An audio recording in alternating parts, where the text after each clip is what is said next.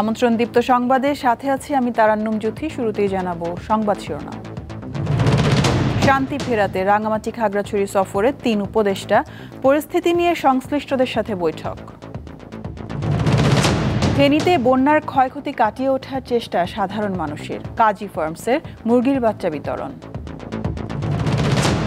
২২ বছরে কর্ণফুলীর প্রশস্ততা কমেছে অর্ধেকের বেশি, অবৈধ দখল ও দূষণ দায়ী মত বিশ্লেষকদের।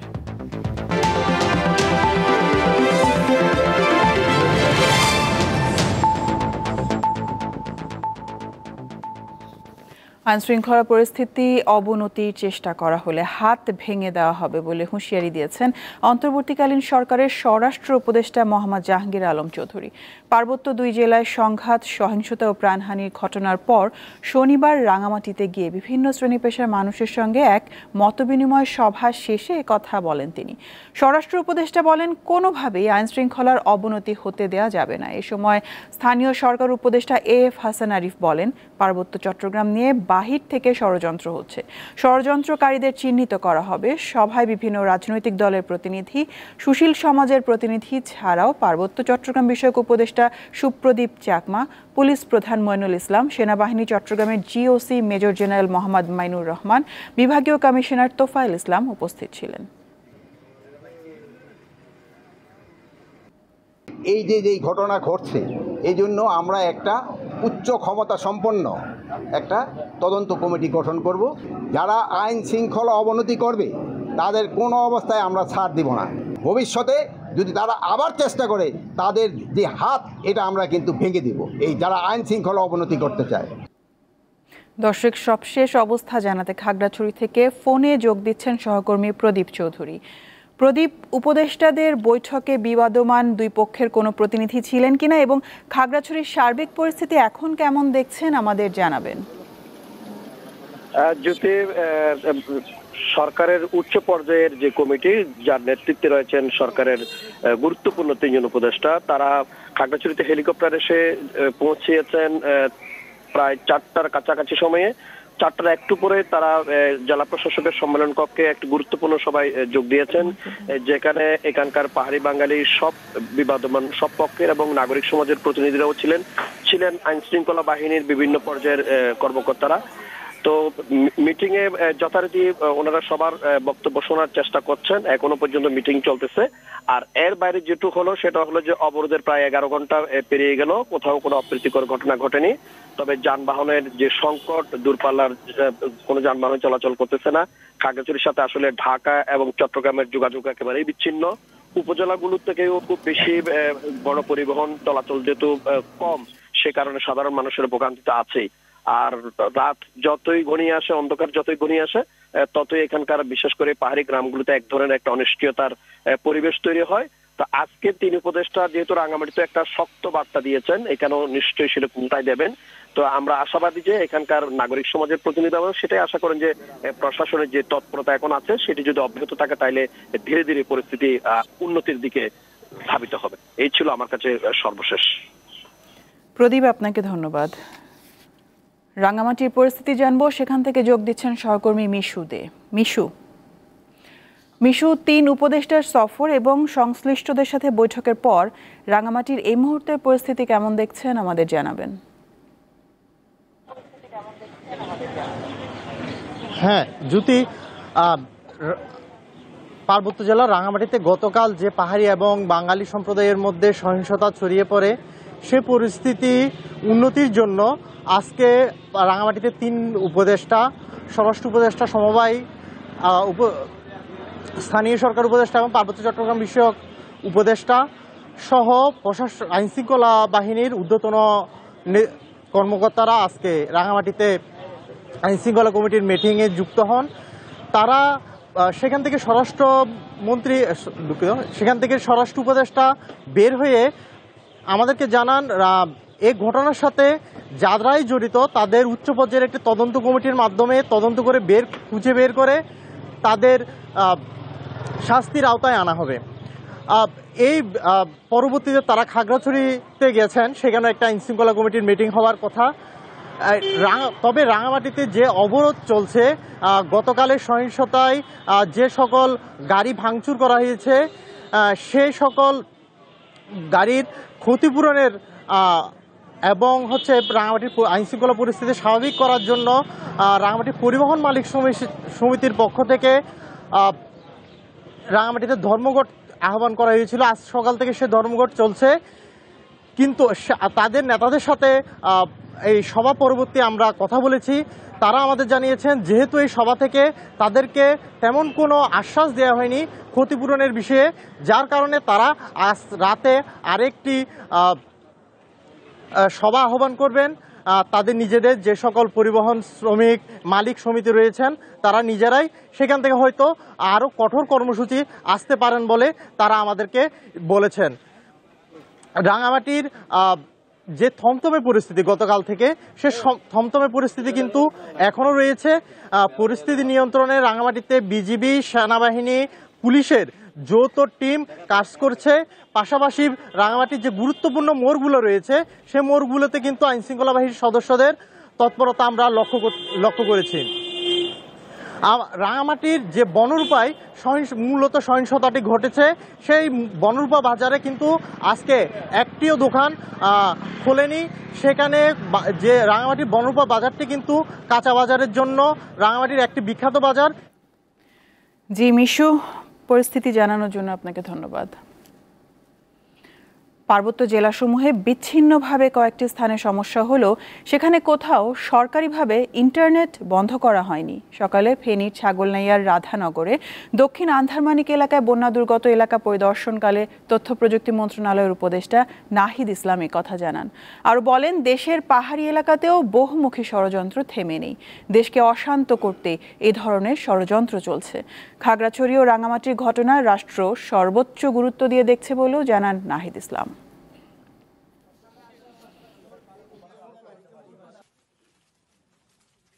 ফুলিয়ে ফেপে বলা হচ্ছে যে ইন্টারনেট বন্ধ হয়েছিল, এরকম কোনো নির্দেশনা হয় না এবং এরকম কোনো ঘটনাও ঘটে নাই যে পার্বত্য চট্টগ্রাম বা কোনো একটা জায়গায় সেখানে দীর্ঘ সময় ইন্টারনেট বন্ধ ছিল, এরকম প্রমাণ কেউ দেখাতে পারবে না।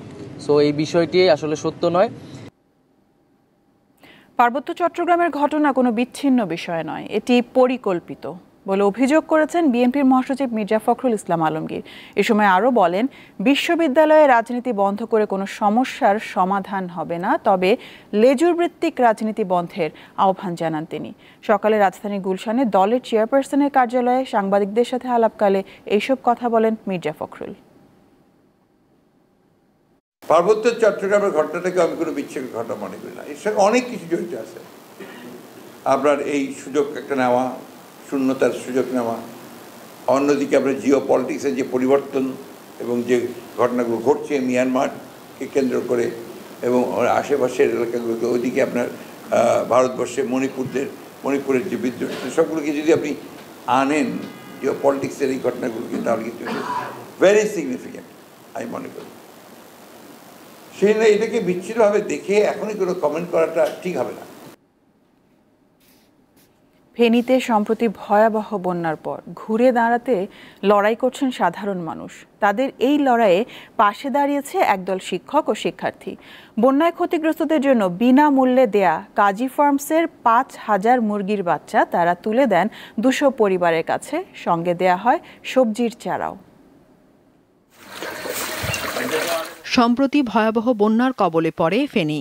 পানিতে তলিয়ে যায় মাঠ ঘাট, ফসলের ক্ষেত থেকে শুরু করে অসংখ্য পশু কিংবা হাঁস মুরগির খামার।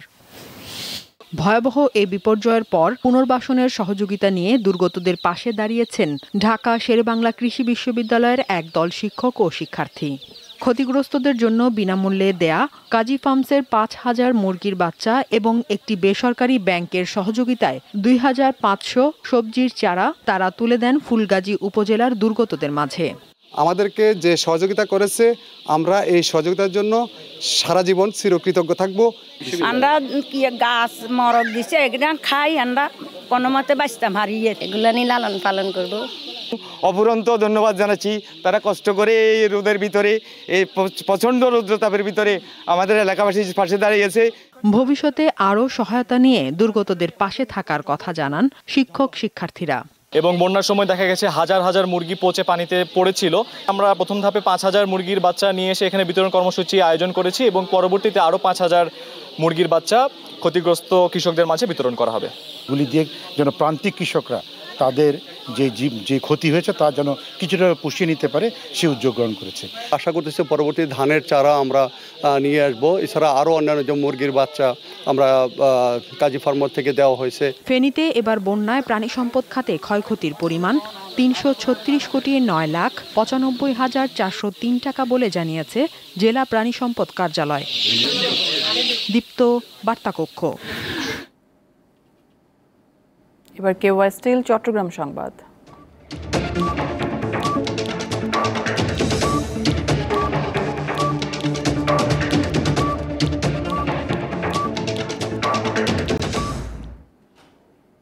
গত 22 বছরে ভাটার সময় কর্ণফুলী নদীর প্রশস্ততা কমেছে 520 মিটার, গভীরতা স্থানভেদে 2 থেকে প্রায় 14 ফুটে ঠেকেছে।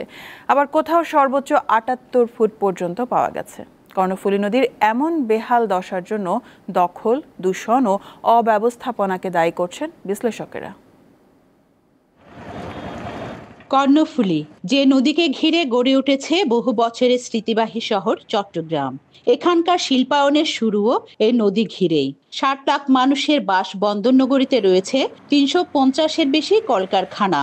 এসব শিল্পের দূষিত বর্জ্য গিয়ে পড়ছে কর্ণফুলী নদীতে। নদী দখল করে গড়ে উঠেছে বিভিন্ন ব্যবসা প্রতিষ্ঠান। 866 মিটারের প্রস্থের এই নদীটি কমে বর্তমানে 410 মিটারে এসে ঠেকেছে। একই সাথে কমছে গভীরতাও। বাংলাদেশের অন্যতম গুরুত্বপূর্ণ নদী এবং অর্থনৈতিক, সামাজিক যে কোনো দিক থেকে বিচার করলে এই নদীর কোনো বিকল্প নাই। আমরা বলবো কর্ণফুলীকে যদি এই একমাত্র নদী হিসেবে চিহ্নিত করে তার অবৈধ দখল উচ্ছেদ এবং দূষণমুক্ত করার উদ্যোগ নেওয়া হয়, তাহলে চাকতাই, রাজাখালী খাল এবং মহেশ খাল, যে 3টা খাল দিয়ে কর্ণফুলী সবচেয়ে বেশি দূষিত হয়, সেই খালগুলিও অনেকটা দখল এবং দূষণমুক্ত হবে। কর্ণফুলী বাঁচাতে কলকারখানার বর্জ্য পরিশোধনে বাধ্যতামূলক ইটিপি এবং ওয়াসার সুয়ারেজ সিস্টেম চালুর পরামর্শ বিশ্লেষকদের। পাশাপাশি চাকতাই খাল ও রাজাখালী খাল মুখের অবৈধ স্থাপনা উচ্ছেদের দাবি জানান তারা। এখনই উপযুক্ত সময়, এখন যদি এই দখলদারদের উচ্ছেদ করার উপযুক্ত সময়, এবং আমরা বিভিন্ন সময় বলে আসছি আজকে, এবং সরকারকেও আমরা দাবি দিচ্ছি। আমাদের এখন পরিবেশ যিনি উপদেষ্টা, উনি আমাদের সাথে দীর্ঘদিন নিয়ে পরিবেশ নিয়ে কাজ করেছেন, ওনাদেরকে আমরা বলেছি যাতে এই যে রাজনৈতিক সংশ্লিষ্টতা যেগুলো দখল দূষণের সাথে সম্পৃক্ত, তাদের যাতে স্পেশাল অপারেশনের মাধ্যমে বা স্পেশাল অভিযানের মাধ্যমে যাতে তাদের উচ্ছেদ করা হয়। নদীর প্রবাহ ঠিক রাখতে খননের উপর জোর দিয়ে সচেতনতা বৃদ্ধির দাবি জানান নদী রক্ষা আন্দোলনের নেতারা। রুনা আনসারি, দীপ্ত সংবাদ, চট্টগ্রাম। বিগত বছরগুলোতে বিচার বিভাগের ওপর নগ্ন হস্তক্ষেপ করা হয়েছে জানিয়ে প্রধান বিচারপতি সৈয়দ রেফাত আহমেদ বলেছেন, বিচার বিভাগ পৃথক হলেও এখানে দ্বৈত শাসন রয়েছে। এ কারণে বিচারকরা স্বাধীনভাবে কাজ করতে পারছেন না। বিচার বিভাগ পৃথক সচিবালয়ে না হলে দেশের আইনের শাসন প্রতিষ্ঠা সম্ভব নয়। সকালে সুপ্রিম কোর্টে নিম্ন আদালতের বিচারকদের উদ্দেশ্যে প্রধান বিচারপতির অভিভাষণ অনুষ্ঠানে তিনি এসব কথা বলেন। এ সময় বিচার বিভাগে দুর্নীতির বিরুদ্ধে 0 টলারেন্স ঘোষণা করেন প্রধান বিচারপতি। আরও বলেন, বিচার বিভাগের প্রতি মানুষের আস্থার সংকট তৈরি হয়েছে। সেই সংকট দূর করে জনগণের আস্থা ফিরিয়ে আনতে বিচার বিভাগ সংস্কার প্রয়োজন বলে মনে করেন তিনি। ঢাকা বিশ্ববিদ্যালয়ের ফজলুল হক মুসলিম হলে তোফাজ্জল হোসেনকে পিটিয়ে হত্যার ঘটনায় অভিযুক্ত 8 শিক্ষার্থীকে সাময়িক বহিষ্কার করা হয়েছে। তদন্ত কমিটির সুপারিশ অনুযায়ী অভিযুক্তদের সাময়িক বহিষ্কারের সিদ্ধান্ত নেয় বিশ্ববিদ্যালয় প্রশাসন।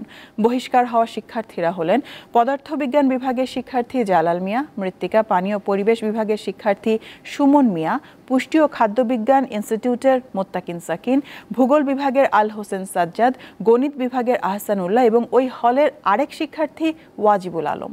এই 6 শিক্ষার্থী গতকাল আদালতে হত্যার দায় স্বীকার করে স্বীকারোক্তিমূলক জবানবন্দি দিয়েছে। অভিযুক্ত অপর 2 জন ফিরোজ কবির ও আব্দুস সামাদ এখনও গ্রেপ্তার হয়নি। সরকারি চাকরিতে প্রবেশের বয়স 35 বছর করার দাবিতে আন্দোলনে নেমেছেন চাকরি প্রার্থীরা। শনিবার সকালে মার্চ ফর 35-এর ব্যানারে এবং প্রজ্ঞাপনের দাবিতে শাহবাগে অবস্থান নেন তারা। চাকরি প্রার্থীরা বলেন, সরকারি চাকরিতে 35 বছর করার দাবিটা ন্যায্য, যৌক্তিক, তাই এই দাবি বাস্তবায়ন করতে হবে। তারা বলেন 162টি রাষ্ট্রে চাকরিতে প্রবেশের সীমা 35 ও শর্তহীন উন্মুক্ত করা আছে। করোনার কারণে পরীক্ষায় অংশ নিতে পারেননি তারা। এই অবস্থায় সরকারি চাকরিতে প্রবেশের বয়স 35 করার দাবি দ্রুত বাস্তবায়নের আহ্বান তাদের। রাজধানীর ওয়ারি এলাকায় 2 সহোদরকে হত্যার ঘটনায় বাবা ছেলে সহ 3 জনকে গ্রেফতার করেছে পুলিশ। ডিএমপি মিডিয়া সেন্টারে দুপুরে গ্রেফতারকৃতদের গণমাধ্যমের সামনে উপস্থাপন করা হয়। পরে সংবাদ সম্মেলনে ওয়ারি বিভাগের উপপুলিশ কমিশনার জানান, শুক্রবার অভিযান চালিয়ে সাভার থেকে আকবর হোসেন, তার ছেলে আসিফ সুলতান সিফাত ও সিফাতের বন্ধু আজহারুল ইসলাম খানকে গ্রেফতার করা হয়। পুলিশ জানায়, জমি সংক্রান্ত বিরোধের জেরে এই হত্যাকাণ্ড ঘটায় আসামিরা। শিল্পাঞ্চল আশুলিয়ার অধিকাংশ পোশাক কারখানায় আজ কাজ হয়েছে, তবে বন্ধ রয়েছে 16টি কারখানা। এর মধ্যে অনির্দিষ্টকালের জন্য শ্রম আইনে বন্ধ রয়েছে 13টি ও বাকি 3টি কারখানায় দেয়া হয় সাধারণ ছুটি। এ মাসের শুরু থেকে প্রায় 2 সপ্তাহ ধরে আশুলিয়া শিল্পাঞ্চলে কিছু কারখানায় অস্থিরতা শুরু হয়, তবে গেল সপ্তাহে পরিস্থিতি স্বাভাবিক হতে শুরু করে। আজ শনিবার কোথাও কোনো বিশৃঙ্খল অবস্থা তৈরি হয়নি। র্যাব, পুলিশ ছাড়াও সেনাবাহিনীর সদস্যরা বিভিন্ন কারখানার সামনে সতর্ক অবস্থানে রয়েছেন।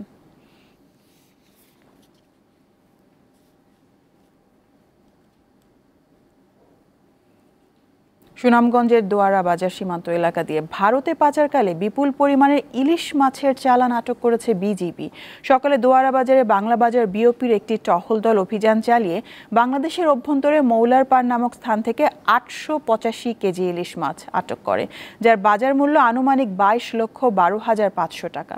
এদিকে বিজিবির উপস্থিতি টের পেয়ে পালিয়ে যাওয়ার কারণে কোনো আসামিকে আটক করা সম্ভব হয়নি।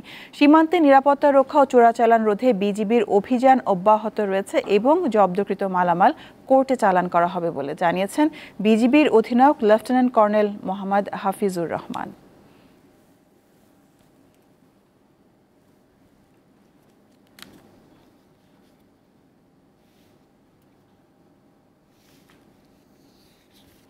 গণতান্ত্রিক ব্যবস্থায় সফলভাবে উত্তরণ নিশ্চিতে বাংলাদেশকে সহায়তার কথা জানিয়েছেন যুক্তরাষ্ট্রের সিনেটের 4 সদস্য।